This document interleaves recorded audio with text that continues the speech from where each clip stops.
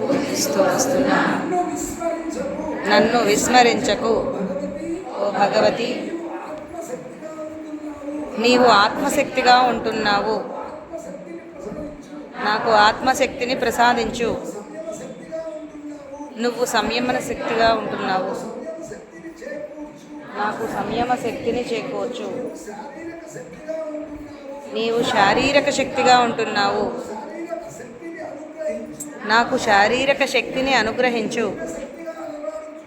నీవు దివ్యశక్తిగా అలరారుతున్నావు. నాకు దివ్యశక్తిని ప్రసాదించు. నీవు ధైర్యంగా భాసిల్లుతున్నావు. నాకు ధైర్యాన్ని ప్రసాదించు. నీవు సహనశీలిగా ఉంటున్నావు. నాకు సహనతను ప్రసాదించు. అమ్మా, కరుణామూర్తియగు సర్వేశ్వరి, ఓ కులకాంత, పక్వమైన కాకున్నా నేను చేసిన పెద్ద పెద్ద పాపాలు ఏవైతే ఉన్నాయో వాటిని నివారించి నా చిత్తము సర్వకాల సర్వావస్థలయందు నీ పాదార విందములందు మద్లగ్నమై అచంచలమైన భక్తితో కూడియుండునట్లు అనుగ్రహింపము. అమ్మా, నేను యంత్రాన్ని, నీవు యంత్రాన్ని నడిపించేదానవు. నేను గృహాన్ని, నీవు యజమానివి. నీవు ధర్మ, నేను రథాన్ని, నీవు రథసారథివి.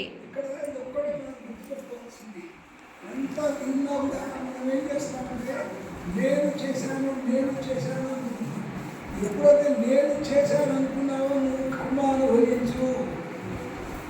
నువ్వు చేయటం లేదు, భగవంతుడు చేస్తున్నాడు. కర్మని భగవంతుడు అనుభవిస్తున్నాడు, నేను అనుభవించటం లేదు అనుకున్నావంటే నీకు కర్మ అంటదు. కానీ నువ్వు కర్మ చేస్తున్నావు, కానీ కర్మ చేస్తున్నాను అని అనుకోకూడదు. మళ్ళీ నువ్వు యుద్ధం చేస్తున్నావు. ఇప్పుడు ఈ భూప్రపంచం మీదకి వచ్చావు. ఈ భూప్రపంచంలో ఏం చేస్తావు? నువ్వు యుద్ధం చేస్తున్నావు. ఈ యుద్ధంలో ధర్మాన్ని లెక్కించాలి. కానీ ధర్మాన్ని లెక్కించడం కోసం అని చెప్పేసి అధర్మాన్ని నువ్వు హింసిస్తున్నావు. అంటే అధర్మాన్ని సంహారం చేస్తున్నావు. ఆ అధర్మాన్ని సంహారం చేస్తున్నప్పుడు అక్కడ బ్రాహ్మణుడు ఉండొచ్చు, వైశ్యుడు ఉండొచ్చు, శూద్రుడు ఉండొచ్చు, జంతువులు ఉండొచ్చు. ఈ జంతు సంహారం జరుగుతున్నావు కదా. ఈ సంహారం జరిగితే నువ్వు చేయటం లేదు, భగవంతుడు ఈ పని చేయిస్తున్నాడు అని భగవంతుడి మీద భారం వేసి చేస్తే నీకు దోషం లేదు. కానీ మనం ఏం చేస్తామంటే డబ్బులు వచ్చినాయి అనుకో, నాకు వచ్చినాయి, నేను కనిపెట్టాను అనుకో, నేను కనిపెట్టాను అన్నావు, నేను కనిపెట్టాను, నేను ఉద్యోగం చేస్తున్నాను, నేను స్కూటర్ నడుపుతున్నాను అనుకుంటే నేను స్కూటర్ నడుపుతుంటే యాక్సిడెంట్ అవ్వడానికి నీకు అవుతుంది. నేను నడపడం లేదు, నువ్వు నడుపుతున్నావు అంటే యాక్సిడెంట్ కాదు. ఇదే పద్ధతిలో ఒక రామకృష్ణ జైలు గారు అని చెప్పేసి వృద్ధులు, నాకన్నా 9 ఏళ్ల వృద్ధుడు, ఆయన కళ్ళు కనపడే కాదు, ఆపరేషన్ కూడా చేయించుకోవడం దోషం అని శాస్త్రం చెప్తున్నది. ఎందుకంటే ఆపరేషన్ చేయించుకుంటే నువ్వు పోస్ట్పోన్ చేసుకుంటున్నావు, కళ్ళు కనపడలేదు, ఆపరేషన్ చేసుకున్నావు అంటే నువ్వు నీ కర్మని పోస్ట్పోన్ చేసుకున్నావు, మళ్ళీ అది ఓడించాలి. కాబట్టి ఆపరేషన్ చేయించుకోలేదు. కళ్ళు మనిషి ఎదుర్కొంటే మసగ్గా కనపడేది, అట్లాగే ఉండేవాడు. 60 స్పీడ్తో స్కూటర్ నడిపేవాడు రోడ్డు మీద. స్కూటర్ ఎక్కేటప్పుడు దండం పెట్టేవాడు అనమాట. ఇదకపోతే మన ఖాళీ అవ్వకూడదు, కానీ ఎదుర్కొందామని ఖాళీ అయిపోతాడు. ఆ స్కూటర్ దండం పెట్టేవాడు, దండం పెట్టి స్కూటర్ నడిపేవాడు. ఒక్క యాక్సిడెంట్ కూడా చేయలేదు. ఆయన వస్తే ఫుల్ స్పీడ్ వస్తాడు, ఒక యాక్సిడెంట్ చేస్తున్నాడు. సో అటువంటి మహానుభావుడు ఉన్నారు. అంటే మనం ఈ భగవంతుడి మీద భాగం వేస్తే వాడు నడుపుతాడు. ఇది కారు నాది, నేను కొన్నాను అనుకున్నావు, నువ్వు కొన్నావు కదా అనుభవించుకుంటున్నావు. ఆయన యొక్క అనుగ్రహంతో ఉంది, ఆయనది ఆయన నడిపించుకుంటున్నాడు, ఆయన చేసుకుంటున్నాడు అని చెప్పాలి. అంటే జీవాత్మని పరమాత్మతో కలపాలి అంటే ఎల్లప్పుడూ మీరు జీవాత్మ అంతకని నేను అని పదం తీసుకోలేండి. ఈ జీవుడిని ఆ పరమాత్మలో కలపడం కోసమనే నేను చేస్తున్నాను. ఈ జీవుడు ఎక్కడున్నాడు? విశుద్ధంలో అంటే కంట భాగంలో ఉన్నాడు. గుండె పని చేయకపోయినా మనిషి బతుకుంటాడు. లేదండి, గుండె ఆగిపోయింది, మనిషి బతుకుంటాడు. గుండెతో పని లేదు. ప్రాణం ఎక్కడుంది? విశుద్ధంలో ఉంది. ఈ విశుద్ధంలో ఉన్న వాడిని పరమాత్మ ఆధ్యాత్మికంలో ఉన్న పరమాత్మతో లయం చేయడమే మన పూజా కార్యక్రమం ఉంది కూడా. అంటే మూలాధార, స్వాధిష్టాన, మణిపూరక, అనాహత, విశుద్ధ ఆజ్ఞ. అందుకనే మన శరీరంలో మనం కూడా త్రిమూర్తులమే. వ్యక్తి ఒక్కడు త్రిమూర్తే. మూలాధార, స్వాధిష్టానాలు ఎవరిది? బ్రహ్మకి సంబంధించింది. ఈ సృష్టి కార్యక్రమం చేయాలి కాబట్టి నువ్వు సంసార సుఖం కోసం అనుభవించట్లేదు, సృష్టి చేయడం కోసం నువ్వు చేస్తున్నావు. కర్తవ్యము అది అంటే ఏంటి? ఋషిప్రోక్తము, పితృది 3 వంశాభివృద్ధి అంటే పితృడు. వంశాభివృద్ధి లేకపోతే పితృల రుణం, పితృరుణం, పితృరుణం, దేవ రుణం, ఋషి రుణం. ఈ 3 అన్నమాట. పితృరుణం, ఋషి రుణం, దేవ రుణం. ఈ 3 కార్యక్రమాలు నిర్వహించాలి. కాబట్టి మొట్టమొదట బ్రహ్మ అంటే సృష్టికర్త అంటే పితృరుణం తీర్చడం కోసం ఉన్నాడు. మూలాధార స్వాధిష్టాన్ని దాటాలంటే అప్పుడేమైపోయింది? కామ కోరిక అయిపోయింది. కాబట్టి సంసారం కోసం చేయాల్సిన పని అయిపోయింది. కాబట్టి ఇది లేదు బ్రహ్మచర్యం. సో ఇది అయిపోయిన ఏంటి? మరి ఈ శరీరం నిలపాలి. శరీరం నిలపడం కోసం విష్ణువు ఆయన స్థితికారుడు. విష్ణువు భోజన ప్రియుడు విష్ణువు. కాబట్టి అనేది మణిపూరకము, అనాహతము. ఇది శరీరాన్ని నిలపడానికి కావాల్సిన శక్తి విష్ణువు దగ్గర ఉంటుంది.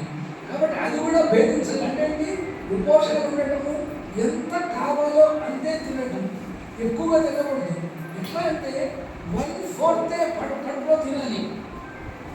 దాని తర్వాత హాఫ్ నీళ్ళతో నింపాలి. 1/4 సరే, హాఫ్ తినాలి పొట్టలో. 1/4 నీళ్లు, 1/4 ఎంటీ వాయు. ఇది శాస్త్రం. ఇట్లా ఉండేవాళ్ళు ఉపోషం ఉన్నట్టే లెక్క. అంతకంటే ఎక్కువ తినేవాడు ఉపోషం కాదు, వాళ్ళు భోజనం చేసినట్టు లెక్క. కానీ ఉపవాసం అంటే హాఫ్ కడుపు తిని, హాఫ్ నీళ్ళతో నింపి, ఇంకా 1/4 నీళ్ళతో నింపి, 1/4 గాలితో నింపేవాడు ఉపవాసి. అంటే ఆ విధంగా ఉన్నట్టయితే ఈ శరీరం నిలుస్తుంది. కాబట్టి అది వయస్సును బట్టి ఎంత తినాలి ఏంటి అని ఉంది శాస్త్రం. అది ఒక్కసారి భోజనం చేసేవాడు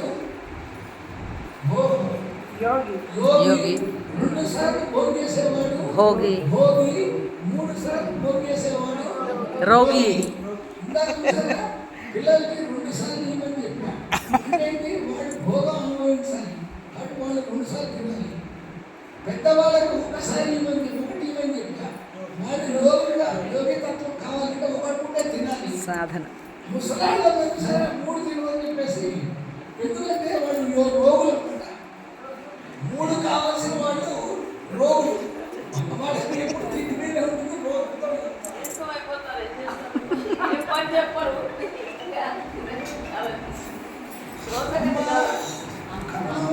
సర్వేశ్వరి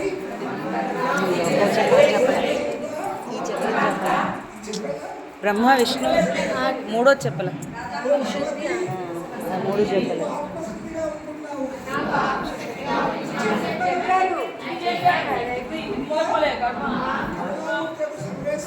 కరుణామూర్తి యొక్క సర్వేశ్వరి, ఓ కులకాంత, పక్వమైన కాకున్నా నేను చేసిన పెద్ద పెద్ద పాపాలు ఏవైతే ఉన్నాయో వాటిని నివారించి నా చిత్తము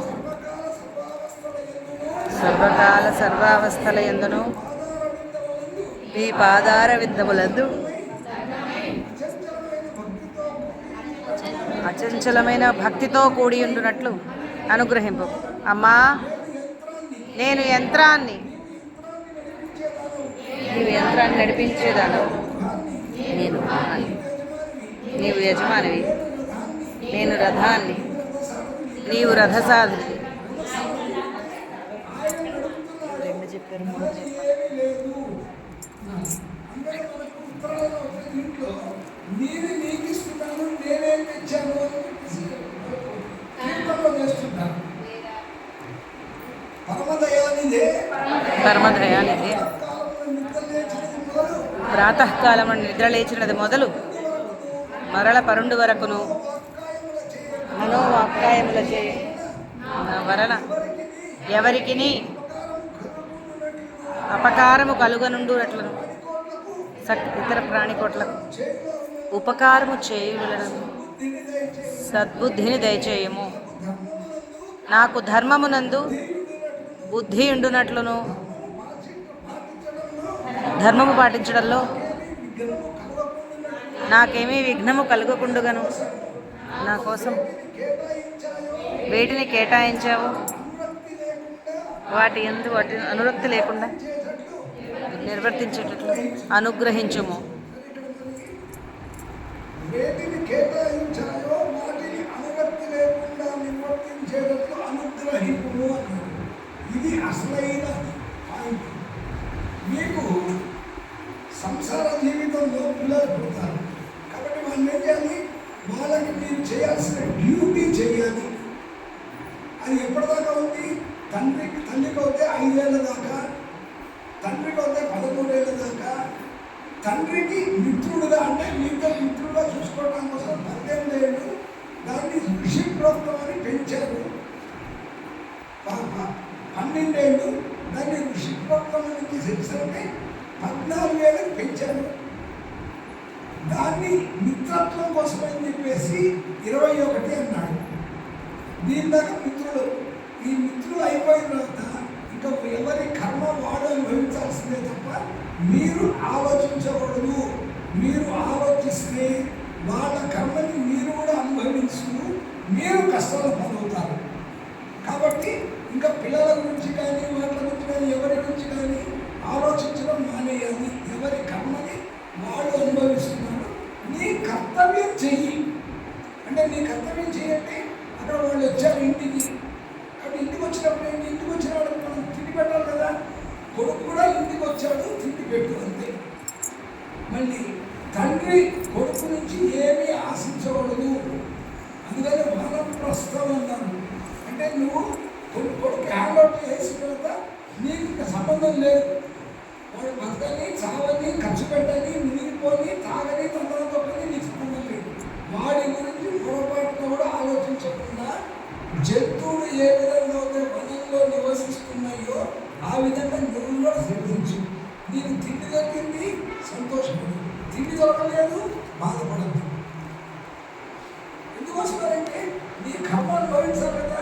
సుఖంగా అనుభవించడానికి కోసం దైవ భక్తిలో నుండి ఆ భగవత్ స్మరణ చేసుకుంటే భగవంతుడు నీకు తిండి పెట్టి నీ యొక్క కర్మని పూర్తిగా అనుభవించేంత వరకు నీ శరీరం నిలపాల్సిన వాళ్ళ భార్య ఉంది. కాబట్టి వాడు నిలిపి నీ కర్మని ప్రక్షాళన చేసి నిన్ను వాడిలో ఐక్యం చేసుకున్నాడు.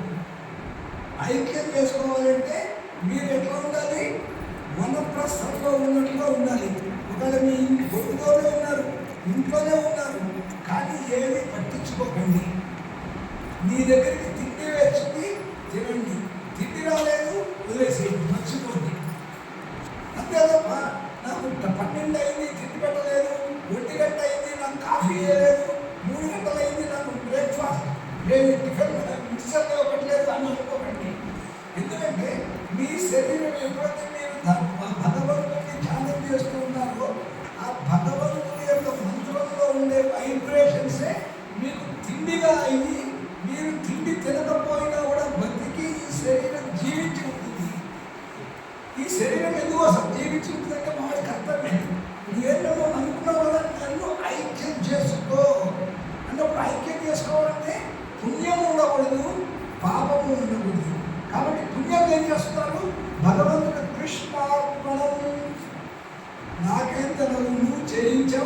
నేను చేశాను, నీది నీకు ఇచ్చేసాను. నాదేముంది, నేనేం తెచ్చాను? ఇప్పుడు నేను పుట్టేటప్పుడు ఏమైనా బట్టలు తెచ్చుకుంటానా? ఏం చేయలేదు. వెళ్ళేటప్పుడు ఏం లేకుండా వెళ్ళిపోతాను. కాబట్టి నాది ఏమీ లేదు, మొత్తం నీదే, నువ్వు ఇచ్చింది నేను ఇచ్చేసాను అని చెప్పేసి ప్రతిదీ నీకు ఇచ్చేసాను, నాకు ఏమి సంబంధం లేదు అనుకుంటే నీ కర్మ అనుభవించింది. అదే ఆయనకు చెప్పాడు. ఎవరు? అర్జునుడికి ఏం చెప్పాడు?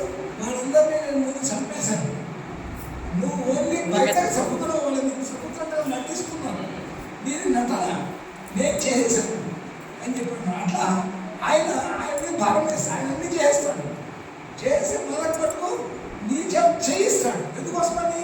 వాడు ఇదో తిట్టాడు కాబట్టి ఇప్పుడు వాడిని తిట్టాడు, ఇప్పుడు నిన్ను కొట్టాడు, వచ్చి నువ్వు కొట్టావు, వాడికి నిన్ను వచ్చి కొట్టాడు. అందుకని దాని మీదే ఈ చెప్పబడితే ఈ చెప్పబడుతున్నాడు అంటే ఇది చేస్తుంది. కానీ అట్లా అని చెప్పేసి ధర్మాన్ని రక్షించడం కోసం చేయమన్నాడు. ఏంటి? ధర్మం రక్షింపబడాలి. కానీ ధర్మం రక్షించబడడం కోసమని నువ్వు ఎదుటి వాడిని చంపినా కూడా దోషం లేదు. ధర్మం కోసం తెలుసా, నిన్ను హింస పెడుతున్నాడని చంపకూడదు. అందుకనే సాధనలో ఏం చేస్తుంటే లహరి మహారాజ్కి బాబాజీ సాధన నేర్పించేటప్పుడు ఆ హిమాలయాల్లో కూర్చోబెట్టేశాడు. రూమ్ నిండా మొత్తం దోమలు నిండిపోయి ఉన్నాయి. అవి వచ్చి గుర్తులే మొత్తం అంతా అయింది. చేసుకుంటున్నాడు అంటే నువ్వు భక్తి చేయట్లేదు అని పెట్టాడు. నువ్వు ఎప్పుడైతే భగవంతుని ధ్యానం చేసి భగవంతుని స్మరణ చేసి నీవే తప్ప హితప్ప పేరుగా ఉన్నావో నీ శరీరం మీద ఏమీ ఒక్కటి వచ్చి కొట్టదు అన్నాడు. ఎందుకోసమని తెలుసా? నువ్వు ఎప్పుడైతే నీకు నువ్వు సరెండర్ అయిపోయి భగవంతునికి అప్పచెప్పావో నీ శరీరం మీద లేయర్ వచ్చేస్తుంది. ఆ లేయర్ ఏది కొట్టదు, అంటే నీ దగ్గరికే రాదు. ఇప్పుడేంటి? నేను అన్న స్మరణ మీద ఉంది కాబట్టి చర్మంలో రక్తాలు ప్రవహిస్తున్నాయి. ఎప్పుడైతే ఇది ప్రవహిస్తుందో దీన్ని